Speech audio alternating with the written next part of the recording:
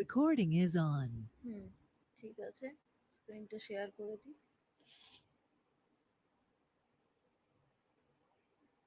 দেখো স্ক্রিন দেখা যাচ্ছে?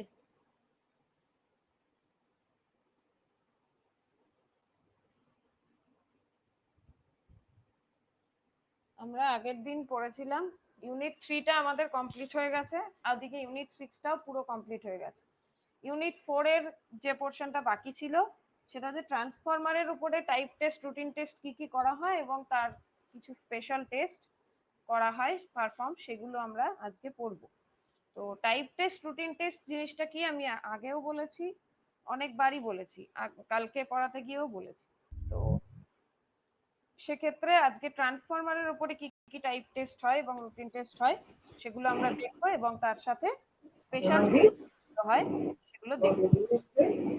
একটু মাইকটা মিউট করো, কে জয়েন করেছে? ইউ, ঠিক আছে।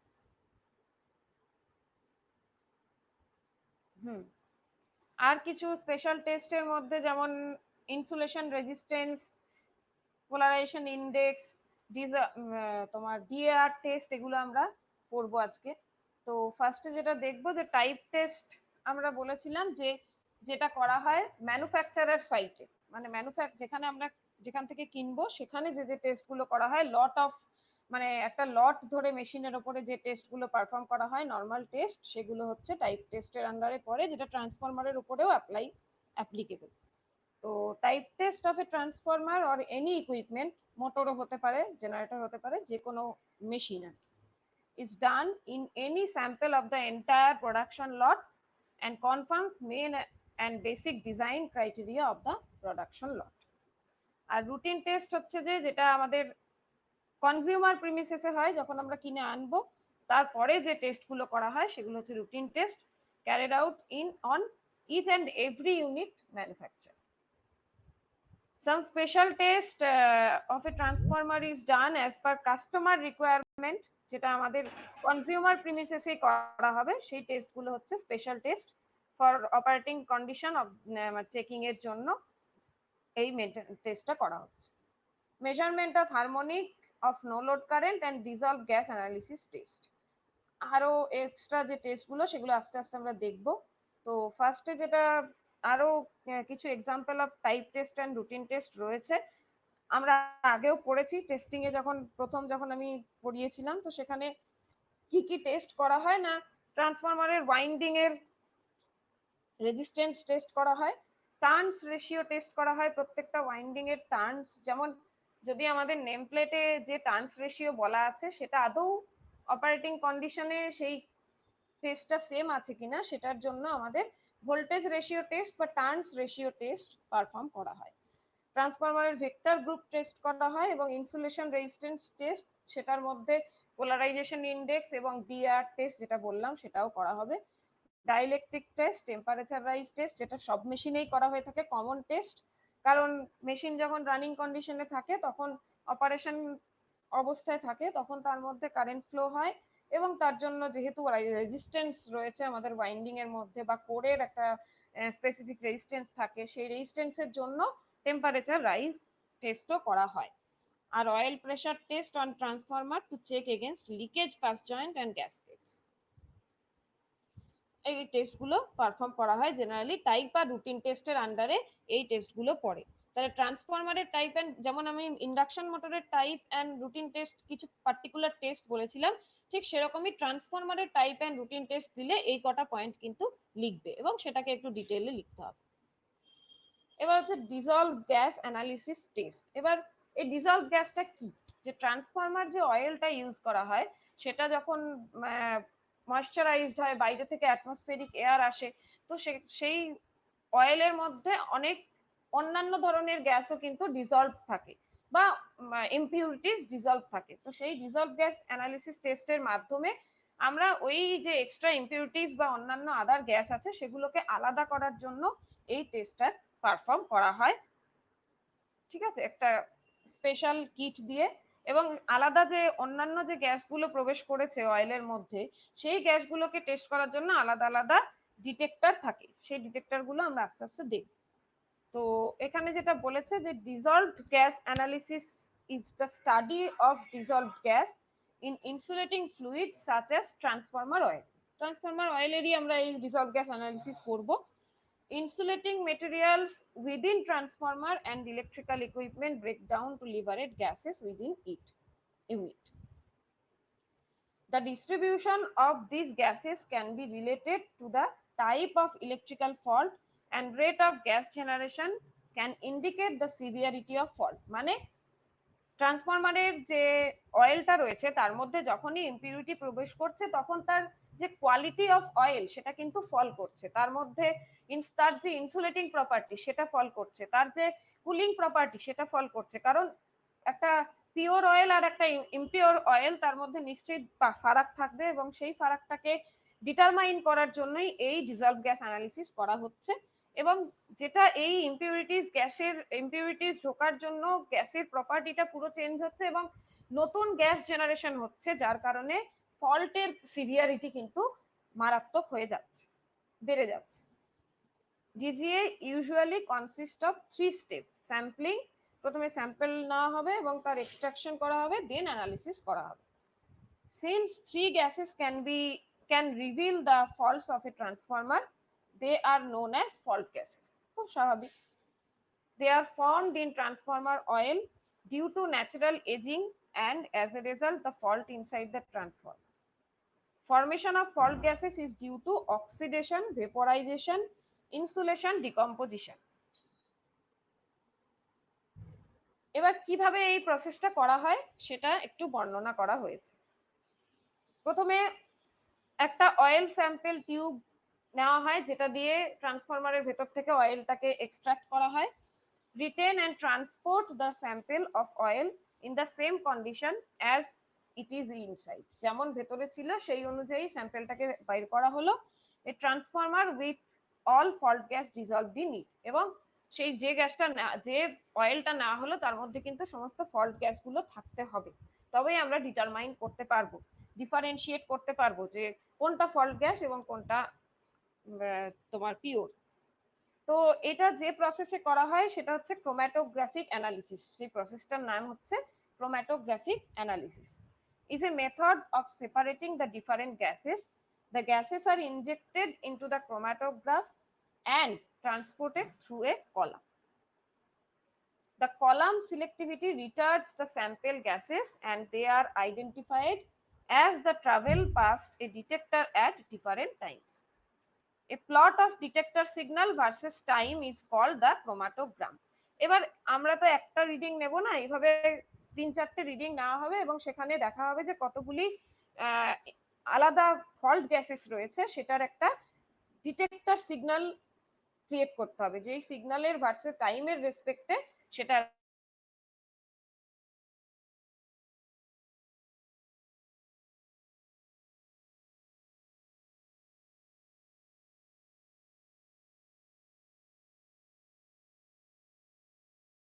Gassing occurs in Transformers.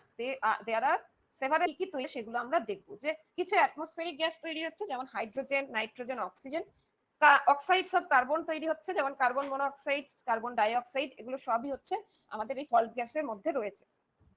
তার মানে দেখা যাচ্ছে যে 3টে গ্যাস থেকে সেখানে 9টা গ্যাস তৈরি হচ্ছে। হাইড্রোকার্বন তৈরি হচ্ছে acetylene, ethylene, methane and ethane. Gas extracted from the sample oil are injected into gas chromatograph where column separate gases. এই ক্রোম্যাটোগ্রাফ কলামটা গ্যাস, এই ইমপিওর যে গ্যাসগুলো, যে 9টা গ্যাস তৈরি হয়েছে সেগুলোকে সেপারেট করছে। The separated gases are detected by thermal conductivity detector. তাহলে atmospheric যে অক্সিজেন, হাইড্রোজেন, নাইট্রোজেন তৈরি হলো সেইটা আমরা ডিটেক্ট করব। একটা স্পেশাল টাইপ অফ ডিটেক্টর আছে যেটাকে বলা হচ্ছে থার্মাল কন্ডাক্টিভিটি ডিটেক্টর। আর যে হাইড্রোকার্বন গুলো তৈরি হয়েছিল এবং অক্সাইডস অফ কার্বন তৈরি হয়েছিল সেগুলো আমরা ডিটেক্ট করব ফ্লেম আয়োনাইজড ডিটেক্টর দিয়ে ইউজ করে। ঠিক আছে। The main fault that can be detected by analyzing the gas are insulation overheating, insulation liquid overheating এবং arcing। মানে প্রথমে যে ওয়াইন্ডিংটা তো ইনসুলেটিং অয়েলের মধ্যেই ইনসার্ট করা থাকে, তো ওয়াইন্ডিং এর যে ইনসুলেশন সেটা ওভারহিট করছে এই যে ডিজলভ গ্যাসগুলো, ফল্ট গ্যাসগুলো জেনারেট হওয়ার কারণে সেটা একটা ফল্ট হচ্ছে। এবং ইনসুলেশন লিকুইড মানে অয়েলটাও ওভারহিট হচ্ছে। আর কি হচ্ছে না আর্কিং, যেটা হচ্ছে মোস্ট সিভিয়ার কন্ডিশন ট্রান্সফরমারের জন্য। আর একটা জিনিস হয় সেটা হচ্ছে corona, it is a partial discharge and detected in a DGA by মানে dissolve gas analysis by elevated hydrogen. হাইড্রোজেনের জন্য এই পার্শিয়াল ডিসচার্জ মানে করোনা যেটা হয়, করোনা এফেক্টে তো তাই হয়। তো সেই ডিসলভ গ্যাস অ্যানালিসিস করে আমরা এই সমস্ত যে ফল্ট গুলোকে সেগুলোকে মিনিমাইজ করতে পারব। তাহলে এটা হলো একটা স্পেশাল টেস্টের মধ্যে ট্রান্সফরমারের পড়ছে। নেক্সট যেটা পড়বো সেটা হচ্ছে আমরা ইন্ডাকশন মোটরের ক্ষেত্রে বা অন্যান্য মেশিনের ক্ষেত্রেও এই টেস্টগুলো করব, যেগুলো ট্রান্সফরমারের আন্ডারে যে স্পেশাল টেস্টটা করা হচ্ছে সেটা হচ্ছে আইআর মানে insulation resistance value test, polarisation index value test and dielectric absorption ratio test. সেটা একটা পার্টিকুলার রেশিওতে আমরা এই মানে পার্টিকুলার টাইমের রেসপেক্টে এই রেশিও টেস্টগুলো করব। তো ফার্স্টে যেটা করা হয়েছে যে দেখো একটা যখন পরীক্ষায় লিখবে তখন এভাবেই কলাম করে লিখবে, এটা জাস্ট একটা পার্টিকুলার জিটি ট্রান্সফরমারের ডেটা কিছু নেওয়া হয়েছে জাস্ট ফর এক্সাম্পল, ঠিক আছে।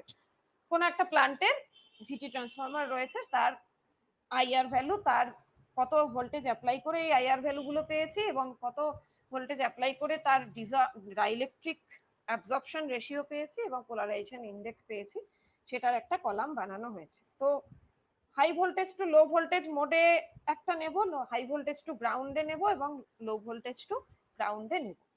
এবার সেটা অল ওভার দা সিস্টেমে আমাদের 5 কেভি একটা স্ট্যান্ডার্ড ভোল্টেজ মেনটেন করেছে এবং তার রেসপেক্টে যে IR insulation resistance value of winding সেইগুলো গিগা ওহম রেঞ্জে নেওয়া হয়েছে। তো পার টাইমের রেসপেক্টে নেওয়া হয়েছে যে 30 সেকেন্ডে আমাদের আইআর ভ্যালু হবে 5 কেভি অ্যাপ্লাইড ভোল্টেজে, হাই ভোল্টেজ টু লো ভোল্টেজে 30 সেকেন্ডে হবে 19.20। 1 মিনিট পরে দেখা যাচ্ছে আর একটু বেড়ে যাচ্ছে 31.20 এবং 10 মিনিট পরে 39.1।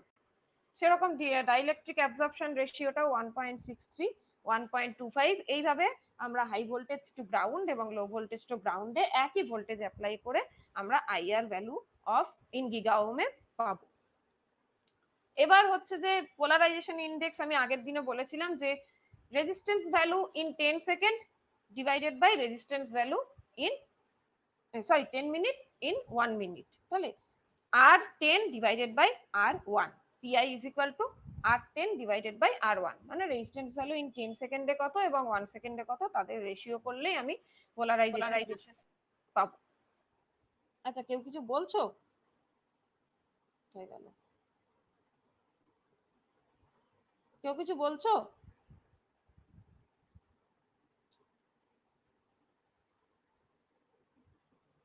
একটু সেকেন্ড দাঁড়াও।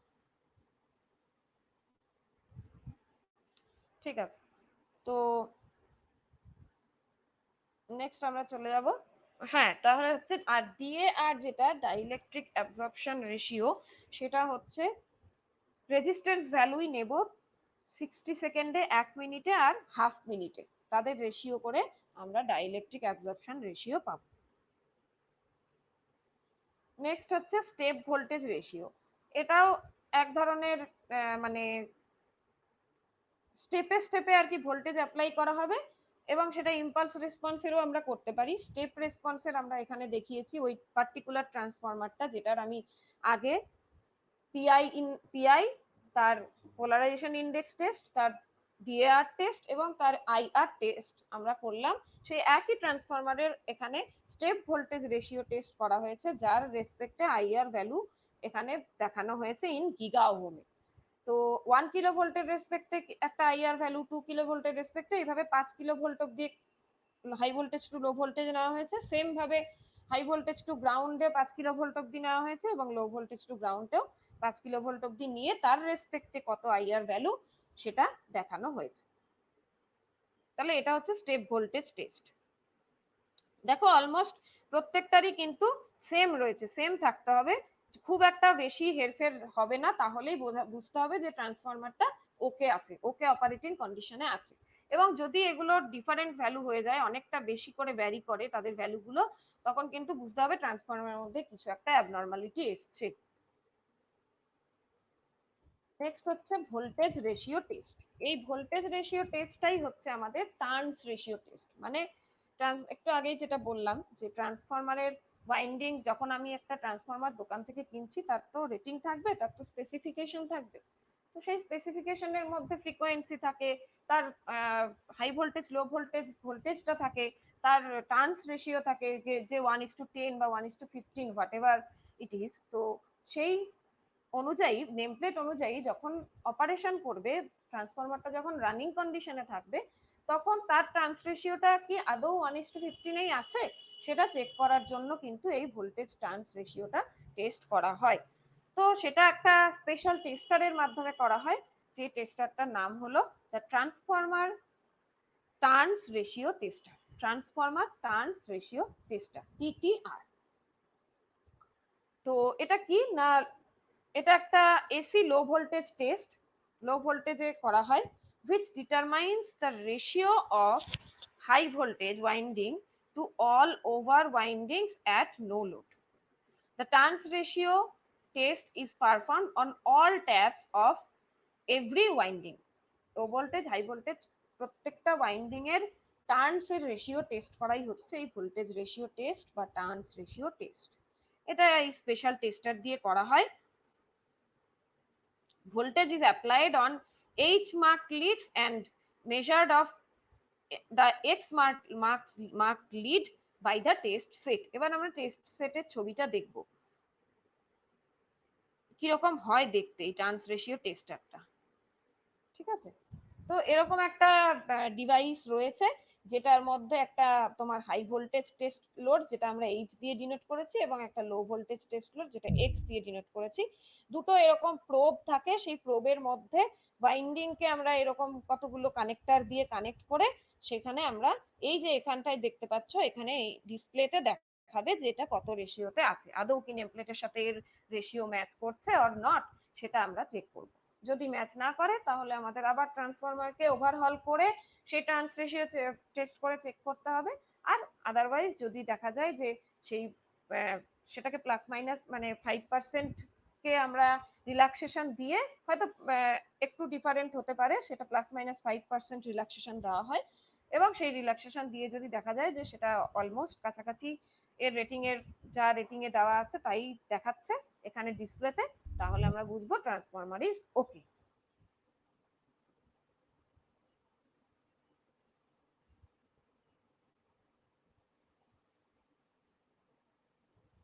ঠিক আছে, তাহলে এই যে এটা হচ্ছে ট্রান্সফরমারটা, এটা লো ভোল্টেজ সাইড, এটা হাই ভোল্টেজ সাইড। দেখো একদম খুবই ইজি। এটা হচ্ছে 3 phase TTR, transformer turns ratio tester, যেটা দিয়ে আমরা এই টার্নস রেশিওটা চেক করব। নেক্সট হচ্ছে যে ডিসি ওয়াইন্ডিং রেজিস্ট্যান্স টেস্ট। এটাও হচ্ছে আমাদের ওয়াইন্ডিং এর যে রেজিস্ট্যান্স, আমরা ইনসুলেশন রেজিস্ট্যান্স দেখলাম যে ওয়াইন্ডিং এর মধ্যে যে ইনসুলেশন গুলো দেওয়া থাকে, ঠিক আছে, সেই ওয়াইন্ডিং এর ইনসুলেশন টেস্ট একটা হলো। আর একটা হচ্ছে যে ওয়াইন্ডিং এর যে পার্সোনাল যে ওয়াইন্ডিং এর রেজিস্ট্যান্স থাকে, সেই রেজিস্ট্যান্স টেস্টটা করাও একটা কিন্তু টেস্ট ট্রান্সফরমারের আন্ডারে থাকে। সেটা কি না, ইনজেক্টেড কারেন্ট এত মিলি অ্যাম্পিয়ারে কারেন্ট দেওয়া হবে, এবং প্রত্যেকটার ফেজের সাথে নিউট্রালের ভ্যালুটা দেখা হবে মেগা ওহম রেঞ্জে। এবং আর একটা টেস্ট করা হবে যেটা হচ্ছে যে তোমার 1 2 3 4 5 6 তুমি যত খুশি নিতে পারো, এখানে 5টা রিডিং দেখানো হয়েছে। ওই স্পেশাল যে পার্টিকুলার ট্রান্সফরমারটার আমরা পিআই ডিআর টেস্ট করলাম, সেই পার্টিকুলার ট্রান্সফরমারেরই এটা হচ্ছে ডিসি ওয়াইন্ডিং রেজিস্ট্যান্স টেস্ট, যেটা হচ্ছে যে তোমার একবার ফেজ নিউট্রালের রেসপেক্টে নেব, একবার ফেজ টু ফেজ নেব। হাই ভোল্টেজে ফেজ নিউট্রাল রেসপেক্টে নেব এবং লো ভোল্টেজে ফেজ টু ফেজ আমরা দেখব। সেটা ইনজেক্টেড কারেন্ট মিলি অ্যাম্পিয়ারে 128 মিলি অ্যাম্পিয়ারে আমাদের ফেজ টু নিউট্রাল 52, দেখো প্রত্যেকটারই কিন্তু অলমোস্ট কাছাকাছি তোমার রিডিং এসছে। এবার যদি দেখো এগুলোর ক্ষেত্রেও দেখো কোনোটায় 16, কোনোটায় 15, মানে পার রিডিং এ আর কি 1 2 3 4 5 6 যে রিডিং নিয়েছি সেই রিডিং অনুযায়ী তোমাদের যে ভ্যালুটা এসছে দেখো তিনটের ক্ষেত্রেই কিন্তু অলমোস্ট কাছাকাছি। যদি এইগুলো এখানে 16 এলো, এখানে 20 এলো, এখানে 25 এলো, তাহলেই বুঝতে হবে যে রেজিস্ট্যান্স কিন্তু ঠিকঠাক নেই, মানে কোনো ফল্ট হয়েছে যার কারণে তার ব্রেক হয়েছে। সেই জন্য এই টেস্টটাও কিন্তু ট্রান্সফরমারে করা হয়। আরো কিছু টেস্ট রয়েছে যেগুলো আমি এই পিপিটিতে অ্যাড করিনি, আমি জাস্ট বলছি, তোমরা একটু শুনে নাও। তো আমি পরের দিন পিপিটিতে অ্যাড করে দেবো এগুলো। আজকে এই পিপিটিটা এতটুকুই অবধি থাক। নেক্সট যেটা বলবো সেটা হচ্ছে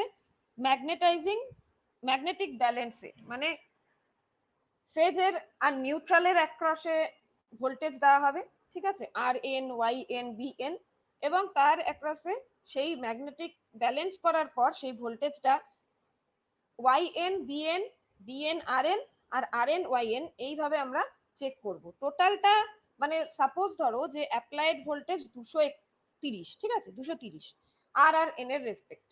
তো আমরা দেখতে হবে বাকি যে দুটো ফেজ আর নিউট্রাল আছে, মানে ওয়াই এন আর বি এন, তাদেরকে তাদের অ্যাক্রসে যে ভোল্টেজ সেটা টোটাল যোগ করে আর এন এর সমান হচ্ছে কিনা।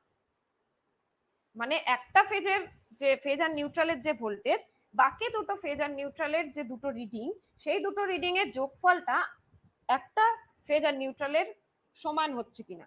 যদি সমান হয় তাহলেই বুঝতে হবে যে আমাদের ট্রান্সফরমারটা ম্যাগনেটিক্যালি ব্যালেন্স আছে, আর যদি ডিফারেন্ট হয় তাহলে ইমব্যালেন্স। তাহলে ম্যাগনেটিক ব্যালেন্স টেস্ট কন্ডাক্ট করা হয় থ্রি ফেজ ট্রান্সফরমারের ক্ষেত্রেই শুধুমাত্র, to check the imbalance in the magnetic circuit. Magnetic সার্কিটের যে ইমব্যালেন্স আছে সেটাকে চেক করার জন্য। Result of the test indicates uniform distribution of flux insulation. This test is carried out by applying three-phase 400 volt AC at one winding. Measured induced voltage on other two winding on same side. যেটা বললাম। In general, magnetic balance test is carried from high voltage side. High voltage side generally magnetic balance test করা হয়। The aim of this test is hence prove that the flux produced by one limb is sum of the flux of the other two limb. That is, the core is in healthy condition. মানে যখনই ভোল্টেজটা একটা phase আর নিউট্রালের যে voltage সেইটা যদি দুটো phase আর নিউট্রালের ভোল্টেজের সমান হয়, সাম অফ দুটো ফেজের নিউট্রাল ভোল্টেজের সমান হয়, তার মানে আমাদের বুঝতে হবে যে কোরটার মধ্যেও ব্যালেন্স কন্ডিশন রয়েছে, হেলদি কন্ডিশনে আমাদের ট্রান্সফরমার কোর রয়েছে। তাহলে এটাও কিন্তু একটা ট্রান্সফরমারের স্পেশাল টেস্টের মধ্যে আমরা ইনক্লুড করতে পারি। নেক্সট হচ্ছে ম্যাগনেটাইজেশন কারেন্ট টেস্ট।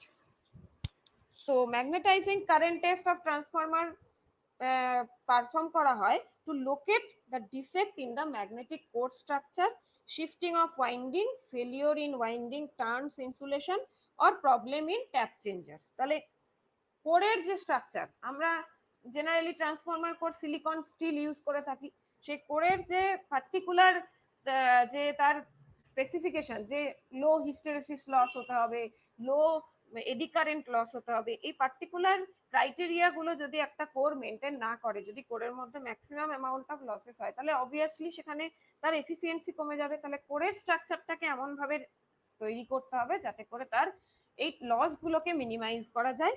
সেই জন্য কোর স্ট্রাকচারের ম্যাগনেটাইজিং কারেন্ট কত হচ্ছে সেটাকে কিন্তু টেস্ট করা হবে। এবং ওয়াইন্ডিং শিফটিং যদি হয়, তাহলে মানে ধরো সাপোজ একটা ওয়াইন্ডিং এর মধ্যে শর্ট সার্কিট হয়ে গেছে এবং সেই ওয়াইন্ডিংটা শিফট করে অন্য ওয়াইন্ডিং এর ওভারল্যাপ হয়ে গেছে, তখন কিন্তু এই ম্যাগনেটাইজিং কারেন্ট টেস্ট করা হবে। তো সেটাও এরকম ধরো ওই পার্টিকুলার ট্রান্সফরমারের জন্য একটা রিডিং টেবিল আছে, যেটা আমি পরে তোমাদের পিপিটিতে অ্যাটাচ করে দেবো। তো সেই পার্টিকুলার ট্রান্সফরমারের জন্য ওই সেম ভাবে ফেজ টু ফেজ একটা ভোল্টেজ অ্যাপ্লাই করতে হবে, ঠিক আছে, যেটা 400 ভোল্ট বা 420 ভোল্ট যাই বলো না কেন, সেই ভোল্টেজটা আর ওয়াই ওয়াই বি এবং বিআর এই তিনটে ফেজের তিনটে ছটা ফেজের মধ্যে অ্যাপ্লাই করতে হবে। এবং সেটা দেখতে হবে যে মেজার্ড যে কারেন্টটা, ম্যাগনেটাইজিং যে কারেন্টটা, সেটা মিলি অ্যাম্পিয়ারে আসবে। এবং তার রেসপেক্টে প্রত্যেকটার আর ফেজের কত, ওয়াই ফেজের কত এবং বি ফেজের কত, প্রত্যেকটা আর ওয়াই, ওয়াই বি এবং বি আর, এই যে ভোল্টেজ তিনটে অ্যাপ্লাই করেছিলাম সেই তিনটের রেসপেক্টে আর ফেজের অ্যাক্রসে কত ভোল্টেজ এসছে, ওয়াই ফেজের অ্যাক্রসে কত ভোল্টেজ এসছে এবং বি ফেজের অ্যাক্রসে কত ভোল্টেজ এসছে, এই রিডিং দেখে আমরা বুঝবো যে যদি ওরকমই ধরো আর ফেজের অ্যাক্রসে 50 এসছে, ওয়াই ফেজের অ্যাক্রসে 40 এসছে, আর এর ক্ষেত্রে ধরো 50 এসছে, তো টোটালটা করে যদি আমাদের দেখা যায় যে এই টোটাল ভোল্টেজটা আসছে, তাহলে কিন্তু মানে প্রত্যেকটা রিডিং এই যদি দেখা যায় যে কাছাকাছি ভোল্টেজ আসছে 50, 51, 55, 40, তো এরকম যদি ডেভিয়েশনটা হয় তাহলে বুঝতে হবে যে ম্যাগনেটাইজিং কারেন্টের যে ব্যালেন্সটা সেটাও কিন্তু ট্রান্সফরমারের কোরের মধ্যে ঠিকঠাক রয়েছে এবং core is okay for the operation of the transformer. এটা হচ্ছে ম্যাগনেটাইজিং কারেন্ট টেস্ট। এই স্পেশাল টেস্টটাও কিন্তু কনজিউমার প্রিমিসেসেই করা হয়, যেটা আমরা বলতে পারি রুটিন টেস্টের আন্ডারে বা স্পেশাল টেস্ট। আর একটা জিনিস করা হয় সেটা হচ্ছে যেটা আমি কন্টেন্টে লিখেছি, অ্যাড করে দেবো আমি তোমাদের ডিটেলটা, সেটা হচ্ছে voltage group test. Three phase ট্রান্সফরমারের ক্ষেত্রে এই ভোল্টেজ গ্রুপ টেস্টটা করা হয় ভেক্টরের। তো ভেক্টর গ্রুপ টেস্টে কি করা হয় না, আমরা থ্রি ফেজ ট্রান্সফরমারে পড়েছিলাম না যে ডেল্টা স্টার কানেকশন, তারপরে ডেল্টা ডেল্টা কানেকশন বা স্টার স্টার কানেকশন, তো তার জন্য আমরা এক একটা ক্লক দিয়ে ডিভাইড করেছিলাম সেই ইয়েগুলোকে, কানেকশনগুলোকে, ওয়াই ডি ওয়ান বা ডি ওয়াই 11, তারপরে ডি ওয়াই 1, এরকম যে আমরা কনস্ট্রাকশন গুলো, কানেকশন গুলো দেখেছিলাম, সেই ক্ষেত্রে এই ভেক্টর গ্রুপ টেস্টটা করা হয়। ঠিক আছে, proper vector grouping in a transformer is essential criteria for parallel operation. এই ভেক্টর গ্রুপ টেস্টটা এই জন্যই করা হয় কারণ আমরা ট্রান্সফরমারেরও প্যারালাল অপারেশন করি ফর লোড শেয়ারিং, যেমন অল্টারনেটর বা জেনারেটরের করা হয়, সেরকমই ট্রান্সফরমারেরও প্যারালাল অপারেশন করা হয়। তো প্যারালাল অপারেশন করতে গেলে কিন্তু ভেক্টর গ্রুপটা সেম থাকতে হবে, সেই জন্য এই ভেক্টর গ্রুপ টেস্ট করা হয়। এটাও একটা স্পেশাল টাইপ অফ টেস্ট। আর একটা হচ্ছে sweep frequency test. Sweep frequency test হচ্ছে যে প্যারালাল অপারেশনে যে আমরা একটা ট্রান্সফরমার এক্সিস্টিং রয়েছে তার সাথে যে আমরা ট্রান্সফরমারটা অ্যাড করছি, সেই ট্রান্সফরমারটাকে কিন্তু আমরা বলতে পারি যে এটা প্যারালালি কানেক্টেড এবং আমার যে লোডটা একটা ট্রান্সফরমারের উপরেই পড়ছিল, সেই লোডটাকে আমরা যখন লোড ডিমান্ডটা আমাদের বেড়ে যায় তখন কি করা হয়, প্যারালাল অপারেশন করা হয় ফর লোডটাকে শেয়ার করার জন্য।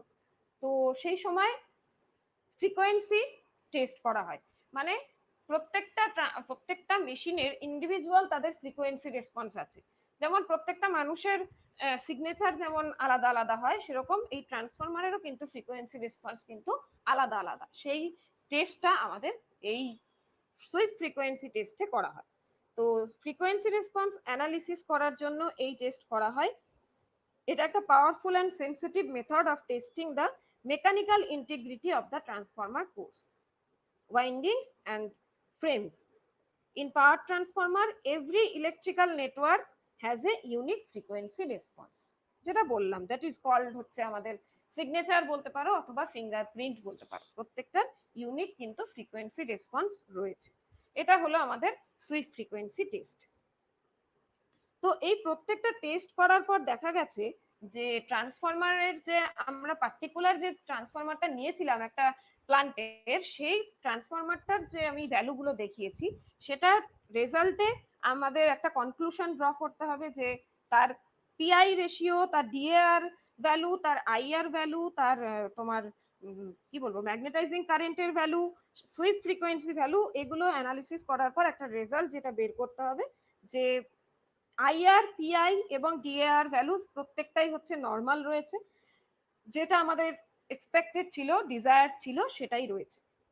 The variation of capacitance values with respect to voltage is normal এবং স্টেপ ভোল্টেজ যেটা আমরা টেস্ট করলাম সেটাও হয়েছে, স্টেপ ভোল্টেজ টেস্টটাও কিন্তু normal. Test on conductor and core যেটা আমরা করেছিলাম, ম্যাগনেটাইজিং কারেন্ট এবং ডিসি ওয়াইন্ডিং রেজিস্ট্যান্স আর ভোল্টেজ রেশিও টেস্ট, এগুলো নর্মাল আছে, যেহেতু আমরা দেখলাম যে প্রত্যেকটা রিডিং কিন্তু অলমোস্ট সেমই রয়েছে। আর কোরের ম্যাগনেটাইজেশন কারেন্ট এবং ম্যাগনেটিক ব্যালেন্স টেস্টও নর্মাল আছে। আর সুইপ ফ্রিকোয়েন্সি যেটা বললাম যে পার্টিকুলার একটা তার ইউনিক একটা রেসপন্স থাকে প্রত্যেকটা মেশিনে, সেটাও এই ট্রান্সফরমারটা ফুলফিল করেছে, তার কারণে এই রেজাল্টটা আমরা নর্মাল হিসেবে ক্যালকুলেট করতে পারি। তো এটা একটা আমি পার্টিকুলার ট্রান্সফরমারের এক্সাম্পল দিয়ে বোঝালাম। আর একটা জিনিস আছে ওপেন ডেল্টা টেস্ট, ওটা আমি তোমাদের পরের দিনই পড়াবো। ওটা একটা ছবি না দেখালে তোমাদের পড়ানো যাবে না। তো এর মধ্যে কি প্রবলেম আছে বলো, এটুকুর মধ্যে কি প্রবলেম আছে? খুবই ইজি, এগুলো জাস্ট একবার করে রিডিং পড়া, ঠিক আছে? আর এমনি তো জানোই যে ট্রান্সফরমারে কি কি ফল্ট হয়, যে কোনো ট্রান্সফরমার বলবো না, এই সাবজেক্টটা এমনই যে তুমি 5টা সেমিস্টার ধরে যা যা পড়েছো সেটারই কনক্লুশন। তো মেশিনের মধ্যে ট্রান্সফরমার বলো বা ইন্ডাকশন মোটর বলো বা অল্টারনেটর বলো, ডিসি মোটর, ডিসি জেনারেটর, যাই বলো না কেন, সে তাদের মধ্যে ফল্ট হবে, তাদের মেনটেন্যান্সও করতে হবে, এবং প্রত্যেকটা মেশিনেরই একটা পার্টিকুলার এজিং আছে।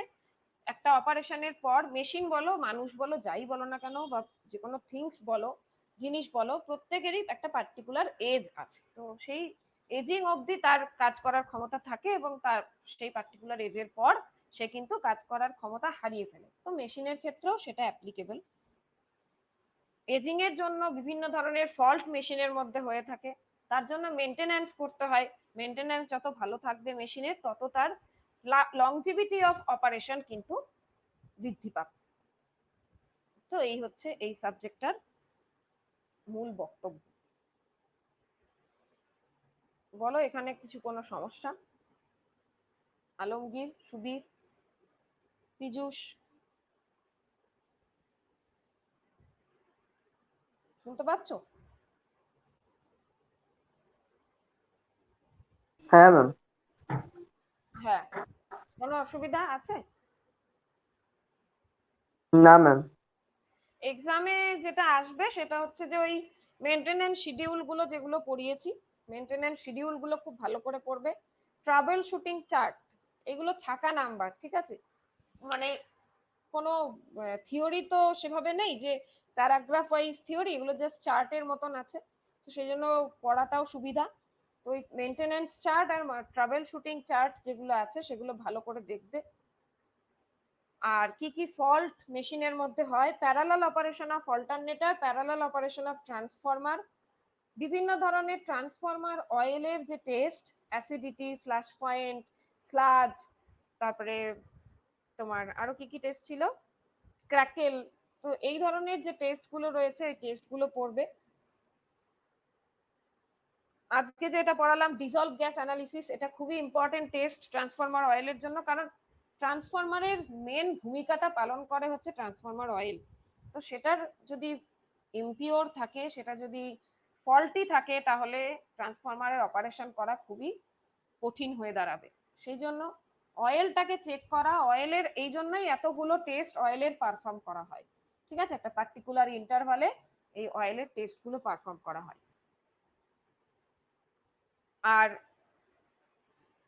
টেস্টগুলো না করলে অয়েলের মধ্যে কি কি ফল্ট হতে পারে সেই ফল্টগুলোও পড়বে। যে একটু আগেই বললাম যে ইনসুলেশন ওভারহিটিং হতে পারে, ইনসুলেশন লিকুইড মানে অয়েলটা ওভারহিট হতে পারে, আর্কিং হতে পারে। আর্ক হওয়া মানে ট্রান্সফরমার ব্লাস্টও হয়ে যেতে পারে, ঠিক আছে? যে ট্রান্সফরমার অয়েলের মধ্যে আর্ক প্রডিউস হয়, সেখানে ট্রান্সফরমারটাই পুরো ব্লাস্ট হয়ে যেতে পারে। তো এইসব জিনিসগুলো ভালো করে দেখবে। আর আমার এই সিলেবাসের মধ্যে তাহলে আমার আর কি বাকি রইলো, আমি পরের দিন যেটা পড়াবো সেটা হচ্ছে ওপেন ডেল্টা টেস্ট, আর বাকি যেগুলো আজকে মুখে বললাম সেগুলোও কিন্তু আমি পিপিটিতে আজকে এটার সাথেই পিপিটিতে অ্যাড করে তোমাদের আপলোড করে দেবো, কেমন?